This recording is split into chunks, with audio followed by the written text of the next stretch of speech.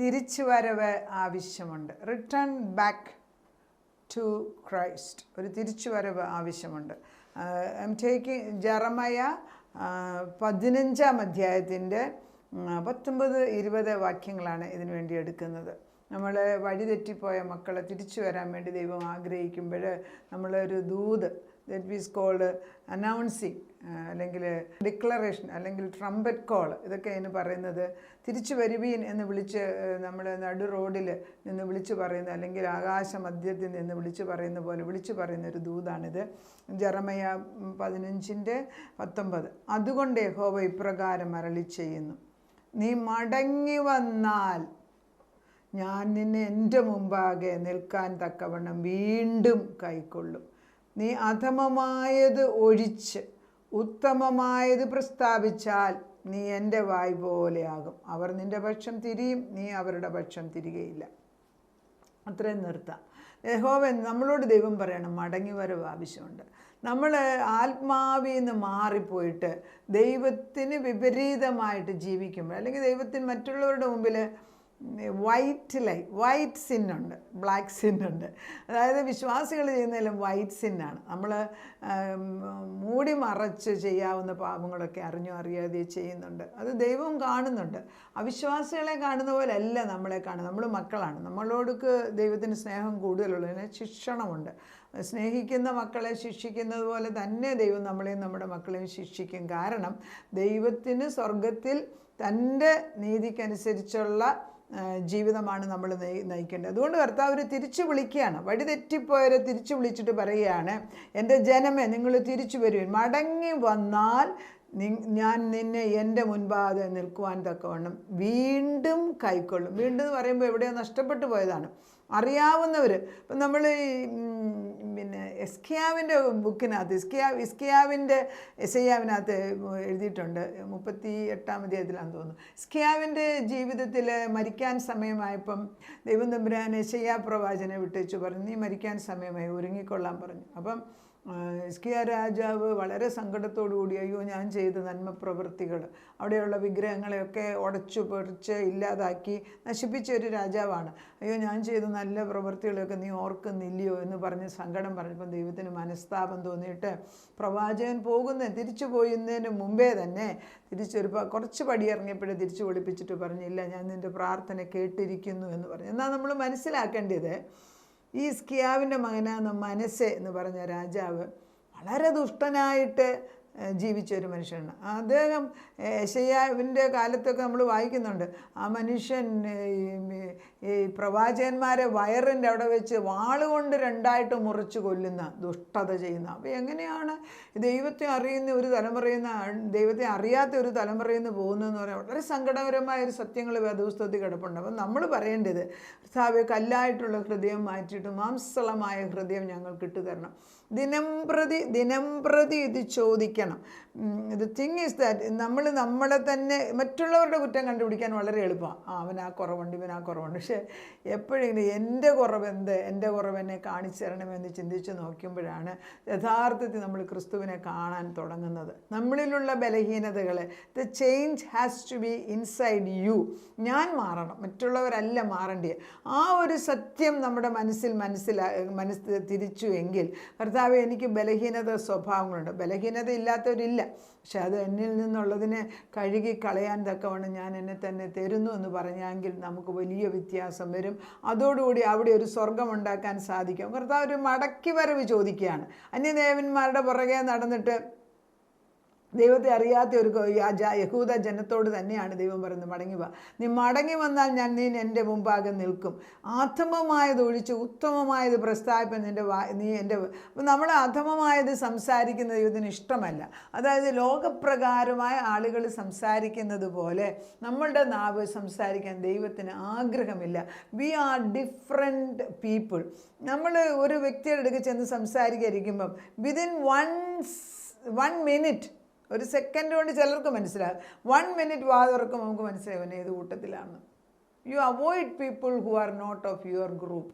നമ്മളത് മനസ്സിലാക്കണം. അറിയാതെ വഴുതി അങ്ങനെ ഈ വലിയ മഹാസമുദ്രത്തിലേക്ക് ഒഴുകിപ്പോകുന്നവർ പോലെ ആകാതെ, ദൈവമേ നീ തിരഞ്ഞെടുക്കുന്ന വഴികൾ മാത്രമേ തുറക്കാവേ എന്ന് പ്രാർത്ഥിക്കാൻ നമ്മൾ കടപ്പെട്ടവരാണ്. ഈ വെളിപ്പാടിൻ്റെ 3:7 പറയുന്നുണ്ട്, ദാവീദിൻ്റെ താക്കോലിലും സത്യവാനും എന്ന് ദൈവം പറയുകയാണ്, ഞാൻ നിനക്ക് വേണ്ടി ഒരു വാതിൽ തുറന്നു വെച്ചിരിക്കുന്നു, ഞാൻ തുറന്നാൽ ആർക്കും അടയ്ക്കാൻ സാധിക്കും, ഞാൻ അടച്ചാൽ ആർക്കും തുറക്കാനൊക്കത്തില്ല. അപ്പം ദൈവം അടയ്ക്കണം ചില വാതിലുകൾ. അത് അടയ്ക്കേണ്ടത് ദൈവത്തിൻ്റെ, നമ്മൾ കൊടുക്കുകയാണ് ആ അവകാശം. കർത്താവ് നിനക്ക് ചേരാത്തതാണെങ്കിൽ എൻ്റെ കുടുംബത്തിനുള്ളതും എൻ്റെ തലമുറകളുടെ മുമ്പിൽ വാതിൽ കൊട്ടി അടച്ചേ പറ്റൂ. കൊട്ടി അടച്ചിട്ട് നിൻ്റെ വഴിയെ നടക്കണം. അപ്പോൾ എങ്ങനെയാണ് സംസാരത്തിനകത്ത് സത്യദൈവത്തിനോട് നന്ദിയുള്ളൊരു ഹൃദയമുണ്ടെങ്കിൽ ദൈവത്തെ അറിയുന്നവരാണ്. എത്ര നന്മയുണ്ടെങ്കിലും, എത്ര വിടുതൽ കിട്ടിയവരും അനുഭവിച്ചിട്ട് നന്മയുണ്ടായിട്ട് നന്മ പറയാത്ത മനുഷ്യനാണെങ്കിൽ അധമമായത് സംസാരിക്കുന്നവരാണ്. നമ്മൾ ദൈവത്തോട് പറയണം, ദൈവമേ എനിക്ക് നന്ദിയുള്ളൊരു ഹൃദയം, ഉത്തമമായത് സംസാരിക്കാൻ ദൈവകൃപ വരണം. എന്നിട്ട് നമ്മളോട് പറയുകയാണ്, അവർ നിൻ്റെ പക്ഷം, ശത്രുക്കൾ പോലും നമ്മുടെ പക്ഷത്തോട്ട്, നമ്മൾ ആ പക്ഷത്തോട്ട് പോകാൻ ദൈവം ആഗ്രഹിക്കുന്നില്ല. നമ്മൾ ദൈവപക്ഷത്ത് നിൽക്കണം. ഒരു വചനം പഠിപ്പിച്ച ഒരാൾ, ഒരു കൊറിയൻ മനുഷ്യൻ ഞങ്ങളുടെ ഗ്രൂപ്പിലുണ്ടായിരുന്നു. അദ്ദേഹം പറയായിരുന്നു, നമ്മൾ വിശ്വാസികൾ ഒരു പാലത്തിൽ നിൽക്കുന്നവർ പോലെ ആയിരിക്കണം. പാലത്തിൻ്റെ അറ്റത്ത് നിന്ന് കഴിഞ്ഞാൽ മറ്റുള്ളവരെ ദൈവത്തിലേക്ക് കൊണ്ടുവരാം. നമ്മുടെ ഒരു കാല് എപ്പോഴും പാലത്തിൽ തന്നെ ഇരിക്കണം, മറ്റേ കാല് മുൻപിൽ നിന്നിട്ട് ആളുകളെ വിളിച്ച് ഇങ്ങോട്ട് കയറ്റാല്ല, നമ്മൾ ആ സൈഡിലോട്ട് ഒത്തിരി പോകരുത് എന്ന് വളരെ ശ്രദ്ധിക്കേണ്ട ഒരു കാര്യമാണ്. മറ്റുള്ളവരെ നേടാമെന്ന് പറഞ്ഞ് നമ്മൾ മറ്റുള്ളവർക്ക് വേണ്ടി ഇറങ്ങിത്തിരിക്കുമ്പോൾ എപ്പോഴും ഓർത്തോണം, ഒരു കാല് പാലത്തിൽ തന്നെ നിൽക്കണം. നമ്മൾ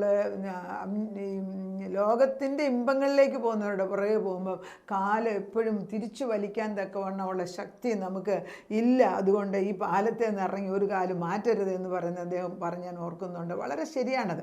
അപ്പം നമ്മളോട് യുദ്ധം ചെയ്യും ഇവർ. പക്ഷേ നമ്മുടെ പക്ഷത്തേക്ക് ഇവരെ കൊണ്ടുവരണമെങ്കിൽ നമ്മൾ ഉറപ്പുള്ള പാറയിൽ നിൽക്കണം. ഞാൻ നിന്നെ ഈ ജനത്തിന് ഉറപ്പുള്ള താമ്ര ഭിത്തിയാക്കി വെക്കും. കർത്താവ് പറയാണ്, നിൻ്റെ ഹൃദയത്തിൽ അനേകരെ രക്ഷിക്കണമെന്നും ദൈവത്തിലേക്ക് തിരിച്ചു കൊണ്ടുവരണമെന്ന് ആഗ്രഹിക്കുമ്പോൾ നീ ഒരു താമ്ര ഭിത്തി പോലെ, അതായത് അൺപെനട്രബിളാണ്. ദൈവത്തിൻ്റെ ശക്തമായ ഒരു മതിൽ താമ്രം കൊണ്ടുണ്ടാക്കിയതുപോലെ നമ്മളെ ആക്കി വെക്കും. എന്നിട്ട് അവർ നിന്നോട് യുദ്ധം ചെയ്യും. യുദ്ധമുണ്ടെന്നേ, യുദ്ധമില്ലാത്ത ജീവിതമില്ല. അപ്പം യുദ്ധമുണ്ടോ എന്ന് ചോദിച്ചാൽ, ജീവിതത്തിൽ ഏതൊരു കാര്യത്തിലും യുദ്ധമില്ലാതെ എന്തെങ്കിലും നേടിയിട്ടുണ്ടോ? എന്തെങ്കിലും.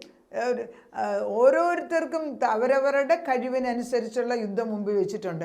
ആ യുദ്ധത്തിൽ ജയിച്ചവർക്ക്, അതായത് overcomers, those who are winners, obstacle hurdle പോലെയാണ്. നമ്മൾ ഓടി പല പ്രയാസങ്ങൾ വരുമ്പം അത് ചാടിക്കടക്കാൻ കഴിവില്ല എങ്കിൽ നമ്മൾ തോറ്റുപോവുകയാണ്. പക്ഷെ ദൈവത്തിൻ്റെ ശക്തിയാൽ നമ്മളോട് ദൈവം പറയുന്ന സങ്കീർത്തനത്തിൽ 18 പറയുന്നുണ്ട്, നിന്നാൽ ഞാൻ പടക്കൂട്ടത്തിന് നേരെ പാഞ്ഞു ചെല്ലും, നിന്നാൽ ഞങ്ങൾ മതിലുകൾ ചാടിക്കടക്കും.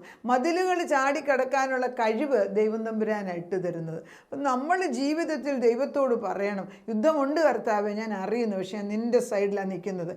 അവർ നിന്നോട് യുദ്ധം ചെയ്യും, ജയിക്കില്ല. നിന്നെ രക്ഷിപ്പാനും വിടുവിപ്പാൻ ഞാൻ നിന്നോടുകൂടെ ഉണ്ട് എന്ന് യഹോവയുടെ അരുളിപ്പാട്. ഞാൻ നിന്നെ ദുഷ്ടന്മാരുടെ കയ്യിൽ നിന്ന് വിടുവിക്കുകയും നിഷ്കണ്ഠന്മാരുടെ കയ്യിൽ നിന്ന് വീണ്ടുകൊള്ളുകയും ചെയ്യും. അപ്പം നമ്മൾ മനസ്സിലാക്കേണ്ട, ശത്രുവിൻ്റെ കയ്യിൽ നിന്ന് രക്ഷിക്കാൻ കഴിവുള്ള ഒരു ദൈവമാണ് എൻ്റെ മുമ്പിൽ നിൽക്കുന്നത്. This is actually obtained by the personal intimacy with God. ദൈവവും നമ്മളുമായിട്ടുള്ളൊരു വ്യക്തിപരമായ ബന്ധത്തിൽ താമ്ര മതിൽ പോലെ നമ്മളെ ആക്കി വെക്കുമ്പം അവൻ എൻ്റെ മുമ്പിൽ നിൽക്കുന്നു എന്നുള്ള ബോധം ഉണ്ടെങ്കിൽ മാത്രമേ നമുക്ക് മറ്റു പക്ഷത്ത് ചേർന്ന് നശിച്ചു പോകാതിരിക്കാൻ.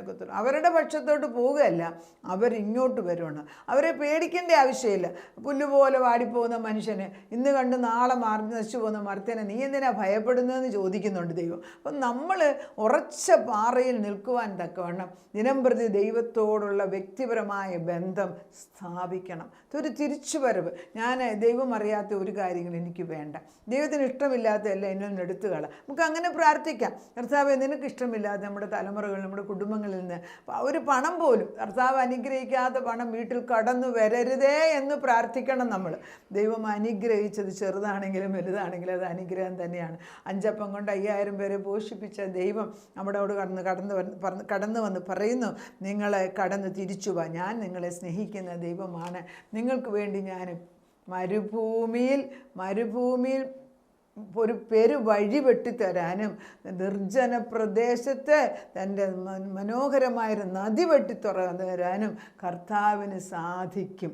അവന് മാത്രമേ അത് ചെയ്യാൻ സാധിക്കത്തുള്ളൂ. നമ്മുടെ മനസ്സുകൊണ്ട് നമ്മൾ കാണുക, നമ്മുടെ മക്കളെ, നമ്മുടെ കുടുംബങ്ങളിൽ ആരൊക്കെയാണ് മാറി നിൽക്കുന്നവരെല്ലാം തിരിച്ചു കടന്നു വരും. കർത്താവിൻ്റെ ആത്മാവ് വിളിക്കുകയാണ്, കാഹളമോതി വിളിക്കുകയാണ്, തിരിച്ചുവ, കടന്നുവ. ഒരു സമയമാണ്. ഒരു സമയം കഴിയുന്നതിന് മുമ്പ് കാവൽക്കാരാ നീ എന്തെടുക്കുന്നു എന്ന് ചോദിക്കുന്നത് പോലെ ദൈവത്തിൻ്റെ ആത്മാവ് പറയുകയാണ്, രാത്രിയും പകലും സ്വസ്ഥത കൊടുക്കാതെ യെരൂശലേമിനെ യഥാസ്ഥാനപ്പെടുത്തുവോളം, ഭൂമിയിൽ അതിനെ പ്രശംസാ വിഷയമാക്കുവോളം നീ ഈ വിഷയം എൻ്റെ മുമ്പിൽ കൊണ്ടുവന്ന് വെക്കും.